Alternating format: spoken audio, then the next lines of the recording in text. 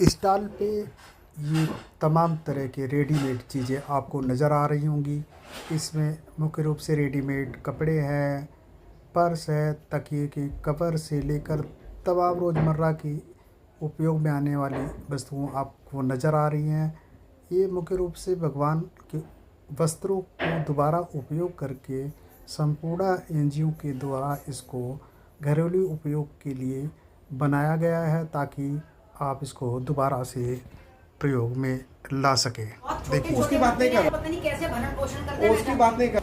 इन पोशाकों को एक नया रूप दे रही है और उनकी स्किलिंग कर रहे हैं, फिर वो उनको उससे पैसा मिल रहा है वो बनाने से। मैं रीयूज की बात नहीं, मैं उसकी बात। भारत देश तो जाना ही इसके लिए जाता है। आप आ जाइए, आप अपनी संस्कृति पे आप याद कीजिए अपना बचपन, और मैं भी याद कर रही हूँ अपना बचपन। मेरे ताऊ जी की जो लड़कियां थी उनके वस्त्र मैंने कितने पहने हैं, मेरे वस्त्र मेरी छोटी बहन ने कितने पहने हैं। और हमारे यहाँ तो सब ये चलता ही था। हम तो एक भी चीज इतनी व्यर्थ करने वालों में से थे ही नहीं। मैं शोभा जी व्यवसाय की वेरी इम्पोर्टेंट, क्योंकि किसी भी चीज की मान्यता इंसेंटिव के बिना भी कुछ नहीं होती, और उसकी सर्कुलर इकोनॉमी के बिना भी कुछ नहीं होती। ये देश जो विश्व गुरु बनने जा रहा है, अगर वो कोई लल्लू लोग कह दे कि भारत की इकोनॉमी तो डंप हो गई, तो उस पर नहीं हमें आना चाहिए। भारत की इकोनॉमी ही आगे बढ़ रही है, क्योंकि हम लोग ही रीसेलिंग, रिसाइकलिंग और रीयूज पे विश्वास करते हैं। बाकी लोग तो ऐसे, वो तो समुद्र के अंदर सब कुछ फेंकते जा रहे हैं। ये जो पॉल्यूशन है उनका दिया हुआ है, हमारा नहीं है। ये हमारा तो फिर भी अपने देश के अंदर ही है, वो तो पूरे विश्व के अंदर प्रदूषण फैला रहे हैं। मेरा जो आपका सवाल है कि बड़े मंदिर ये इनिशिएटिव ले, कि आपकी बात कुछ हद तक ठीक है। जो बड़े बड़े मंदिर हैं उनको तो जरूर ऐसा करना चाहिए कि जो बड़ी पोशाकें हैं उनका कैसे हम करें। लेकिन मैं आपको ये बता रही हूँ कि ये जो इतने सारे मंदिर हैं, जैसे दिल्ली की बात अभी हम करते हैं, 49,000 मंदिर, उसमें से रजिस्टर ही केवल 14,000, केवल 14,000 रजिस्टर्ड है। यानी कि इतने सारे मंदिर तो ऐसे हैं जहाँ पर पुजारी जो है आज भी आपकी जो आप 10 रुपए 20 रुपए सबसे छोटा नोट जो निकाल के आप रखते हो उसके ऊपर चल रहे हैं। जब आप मंदिर के अंदर जाते हो कोई सबसे बड़ा नोट नहीं निकालता, सबसे छोटा नोट निकालते हैं। ये हमारी मानसिकता है। तो क्या है कि वो वाली जो हमारी थी ना, एक कि पूरे मंदिर से सब कुछ चल रहा है, अनाथालय भी चल रहा है, तो वहाँ पे कोई किसी बीमार को इलाज भी मिल रहा है। कोई जो मानसिक रूप से या शारीरिक रूप से किसी को कोई कष्ट होता था, तो पहले क्या होता था कि उसे दूर नहीं जाना पड़ता था, मंदिर उसकी पूरी की पूरी जिम्मेदारी ले लेता था। आज वो हालत नहीं है। जो बड़े बड़े ट्रस्ट हैं उनकी मैं बात नहीं करती। आप जाइए, जो देश की वास्तविक स्थिति है, और देश की वास्तविक स्थिति का मतलब है जो अधिकतर लोग करते हैं।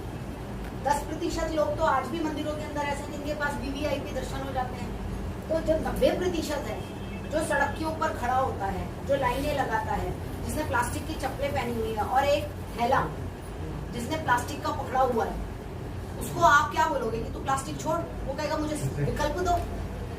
तो हम उसे अगर भगवान का एक थैला विकल्प के रूप में दे रहे हैं, तो मुझे लगता है कि हम जो सब कुछ इसके लिए जब हम बैठे हैं, हमारा जो एक इसमें पुण्य लगना चाहिए वो हमारा लगता है।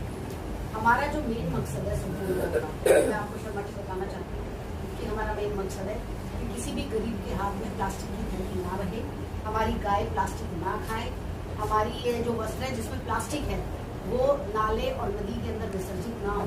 पुजारियों को, मंदिर मैनेजमेंट को एक जगह मिले जहाँ पर वो अपनी पुरानी जो वस्तुएं हैं जो भी हैं उसको वो हमें दे और हम उसका सदुपयोग करेंगे। अब जहाँ तक इसकी बात ये रही कि कोई भी चीज़ है, अब आप हमारे घर पे आए, आज हमारे घर पे आए, हमने कोशिश ये करी कि हम इसमें भी पैसे बचाएं। हम चाहते तो कॉन्स्टिट्यूशन क्लब में करते, हमने 3 दिन से हम लगे हुए हैं इसमें, क्योंकि घर से सारा फर्नीचर हटाया, फिर सारा अरेंजमेंट करा, क्योंकि हम पैसा एक बचाना चाहते हैं सदुपयोग के लिए। इसमें मैं ये कहना चाहती हूँ कि एक ऐसा इनिशिएटिव है, एक जिसके लिए कोई दूसरी तरफ से कोई आवाज़ नहीं उठती। जब हम आज का मैं आपको बताना, जब हम डोमेस्टिक जो है जो वायलेंस की शिकार महिलाएं हैं, जब मैं प्रेस कॉन्फ्रेंस में जाती हूँ, बात करती हूँ, तो कई लोग मुझसे ये सवाल उठा देते हैं कि उनका क्या है जो लड़कों के साथ अत्याचार कर रही है।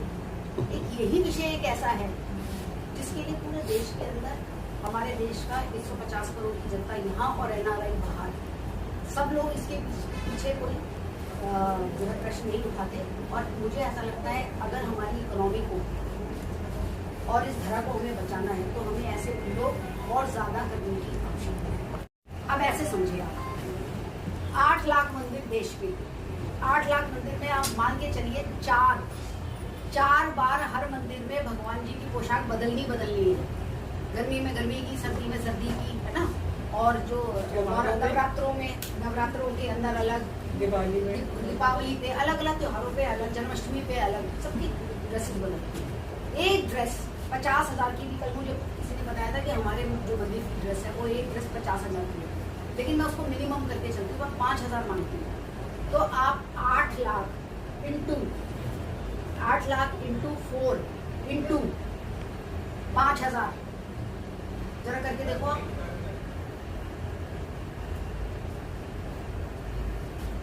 और इसको, ये तो आप पैसों में करो सर्कुलर इकोनॉमी, आप इसका पॉल्यूशन वाला देखो। और जब आप लोहे के पुल से गुजरते हैं, मैं सेक्टर 15 से गुजरती हूँ, और उस समय जब मैं भगवान जी के वस्त्रों को देखती हूँ, तो आप बताओ आप में से कौन ऐसा व्यक्ति जिसका मन नहीं होता कि अभी तो जिसकी पूजा कर रहे थे, मंत्रोच्चारण कर रहे थे, उसको हमने कैसे डाल दिया। के लिए बनाए गए ये सुंदर वस्त्र जो एक समय श्रद्धा के प्रतीक होते हैं, पूजा के बाद अक्सर बहा दिए जाते हैं नदियों और तालाबों में, और वही कपड़े कभी जाने अनजाने में हमारी पवित्र नदियों को दूषित करते हैं, जिसका निवारण करने के लिए संपूर्ण संस्था की संस्थापिका डॉक्टर शोभा विजेंद्र जी ने एक पहल की शुरुआत की है, जिसमें संपूर्ण संस्था हर घर तक पहुंचकर आम जनता से अपील करती है कि वो भगवान की पोशाक नदियों में बहाने की बजाय उसे संस्था को दान कर दें। उन्हीं वस्त्रों का इस्तेमाल कर संपूर्ण संस्था में काम कर रही महिलाएं सुंदर और आकर्षक तकिए के कवर, थैला, पोटली, कपड़ों की पर्स एवं अनेकों प्रोडक्ट बनाती हैं, जिससे न तो नदियां दूषित होती हैं और न ही प्रदूषण फैलने का खतरा बनता है। ये सिर्फ कपड़ों का पुनर्चक्रण नहीं, ये भावनाओं का पुनर्जन्म है। हर सिला गया वस्त्र एक नई भक्ति की कहानी कहता है, जहां पर्यावरण की रक्षा होती है और संस्कृति भी बचती है। संपूर्ण संस्था सिर्फ भगवान के वस्त्र नहीं बनाती, बल्कि अनेकों महिलाओं को आत्मनिर्भरता और सम्मान की राह भी देती है। कभी घर की चारदीवारी तक सीमित रहने वाली ये महिलाएं आज अपने हुनर से अपनी और दूसरों की जिंदगी बदल रही हैं। यहाँ हर कढ़ाई, हर टांका सिर्फ एक धागा नहीं, बल्कि एक सपना है, समृद्ध और स्वच्छ भारत का, संपूर्ण श्रद्धा से समृद्धि तक की यात्रा, जहाँ भक्ति भी बचती है और प्रकृति भी। यहाँ आने से पहले मुझे नहीं आइडिया था कि आप क्या कर रही हो और किसके लिए मैं जा रही हूँ, लेकिन ये देखने के बाद मुझे लगा सच में बहुत इनोवेटिव आइडिया। इसमें महिलाओं को रोजगार तो मिल ही रहा है, कुछ क्रिएटिविटी तो कर ही रही है, नदियों को प्रदूषण भी बचा रहे हैं। तो ये नेचर को लेकर, नेचर को सेव करने के साथ साथ महिलाओं को एम्पावर करना, और वो भी इकोनॉमिक एम्पावर करना। मैं NCW में हमेशा से इसी पे काम करती रही, और मुझे लगता है अगर महिलाएं इकोनॉमिकली एम्पावर हों तो बहुत सारी जो समस्याएं होती हैं उनकी जिंदगी की वो खत्म हो जाती हैं जब वो पैसा कमाने लगती है। और ये बहुत सारे काम करती आ रही है। मैं बहुत सालों से जुड़ी हूँ उनके साथ। मैंने देखा है इनको रेप विक्टिम्स हो उनके साथ काम करना, या उनको सेफ करना, या उनकी लड़ाई लड़ना से लेकर महिलाओं को काम देना, उनकी बनाई वस्तुओं को मार्केट करना, बहुत सारा काम करती हैं। ऐसी संस्थाएं ही समाज में बदलाव ला सकती हैं। अगर हम सोचें कि सारा कुछ सरकार करेगी तो मुझे नहीं लगता ये संभव हो पाएगा कि सरकार ही सब कुछ करे या मिनिस्ट्रीज ही कुछ करें। समाज के लोगों को भी बदलाव में हिस्सा लेना चाहिए, और इसी तरह की संस्थाएं जब हिस्सा बनती है समाज को बदलाव लाने में, समाज में, तो ही समाज बदल सकता है। अभी एक क्वेश्चन आप कर रही थी, और उसमें बहुत जरूरी है कि सोशल माइंडसेट हम चेंज कर सकें। आप कानून बदलते रहिए, आप कुछ भी एम्पावर करने के लिए सरकारें करते रहे, लेकिन जब तक सोसाइटी का माइंडसेट महिलाओं के प्रति चेंज नहीं होगा तो धरातल पर वो चेंज नहीं नजर आएगा। और इस प्रकार की संस्थाएं ही जब काम करती हैं और हम सब महिलाएं मिलकर जुड़ती हैं, तभी ही समाज में वो बदलाव आता है जो हम चाहते हैं। बहुत बड़े नंबर में बहुत ज्यादा परिवर्तन करने की आवश्यकता है, इसमें कोई संदेह नहीं है। लेकिन फिर भी आपको एक छोटी सी चीज बताते हैं कि लोग बात करते हैं कि छोटी चीज को नहीं देखते, एक्चुअली लोग इग्नोर मार देते हैं।